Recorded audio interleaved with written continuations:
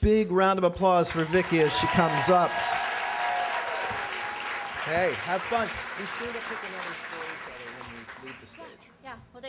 Hey everyone, I'm Vicky. So quick show of hands, who here is still licking the emotional wounds of their parents' divorce? Me. Solid turnout. So I did that 5 years ago. I survived my parents' divorce. 5 years ago, I stopped hearing my mother's laughter, and I missed it. You see, growing up, my dad was my best friend. He was my hero. He was my everything. And when he left, we were devastated. We all lost a piece of ourselves. But I got to rediscover my mother, and that saved me. My mom's like no one else you've ever met. She's Dr. Phil meets Machiavelli, meets the female version of Borat. She's insane, and I love her for it. And so the way she parented us was with this unparalleled enthusiasm for traumatizing us at every point.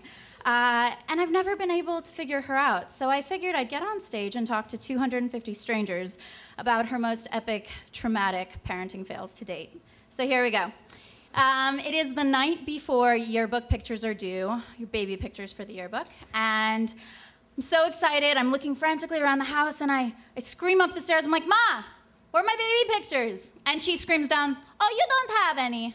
And I immediately run up the stairs. I'm like, "I have 2 sisters. We all have baby pictures."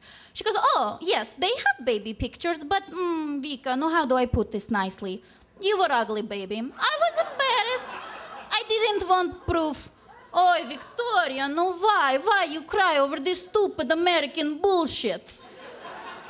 I bawled, my eyes out, 4 days. Open up AIS, class of 2004, and in a sea of baby pictures is my one odd toddler photo, forever commemorating my mother's unflailing dedication to vanity. It's just my mom. You either love her or you hate her, or you shit a brick upon meeting her, which ex-boyfriends of mine have certainly fallen into the latter category. I'm 10 years old, so excited for my pool party August 28th. And then she cancels it. As if that's not traumatizing enough, she drops the Hiroshima of family secrets and proceeds to tell me that my birthday is not August 28th, but actually November 28th. "Vika, you were so hyper as a child. I needed to think, so I changed one little detail. I sent you to school early. No big deal." Big fucking deal, Mom. She changed my birth certificate. Fast forward 10 years, and I'm going in for this little operation us Jewish girls like to call a septoplasty. To the rest of the world, it's a nose job. $8,000, well worth it. And I'm right about to go under the knife. My mom's hugging me, kissing me, touching my cheeks, touching my nose. And she turns to me and with all sincerity from the bottom of her heart says, "Oh, Victoria, finally you listen to me. You get rid of this monstrosity God put on your face the first day I saw you." And I smiled, because if those were the last words I'd ever hear, that was perfect. Fast forward a couple months, and I'm about to go study abroad in Australia. Now, granted, I'd been this tiny fit dancer my whole life, and the freshman 15 may or may not have been extended to the freshman 45, but it really wasn't a big deal, except to my mother, who took it as a personal insult to her gene pool. She walks in on me as I'm stuffing everything in, and she goes, "Hi, Victoria. For the first time I look at you, I'm not so disgusted." And I laughed and hugged her, because in the world of my mother, that is a sincere and utmost compliment. Fast forward another couple of weeks, and I'm complaining about this failed diet and that failed diet, and she enthusiastically quips, "You know, Victoria, during the war in Russia, nobody was fat." Thanks, Mom. Thanks for that unsolicited dieting tip.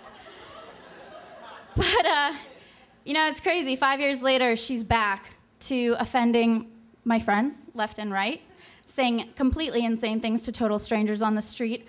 And I love it. I wouldn't change her for anything. She's made me who I am. And so, to the one who left, to my father, I say this. You broke your promises, the most sacred of all. You walked away from 3 kids.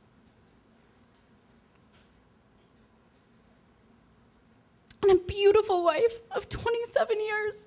You will never hear her jokes. You will never hear our laughter.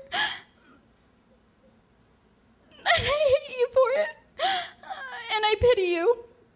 And I'm so fucking tired. I'm so tired of walking around with all this hurt and pain. So I'm gonna stop. Yeah. I'm gonna stop. And I'm gonna thank you. I'm gonna thank you for giving me a chance to see my mother through a totally new set of eyes, for the phenomenal human being that she is, that you never saw her for. For all the sacrifices she made to make our lives better. 5 years later, sending a big fat fucking thank you your way, Dad.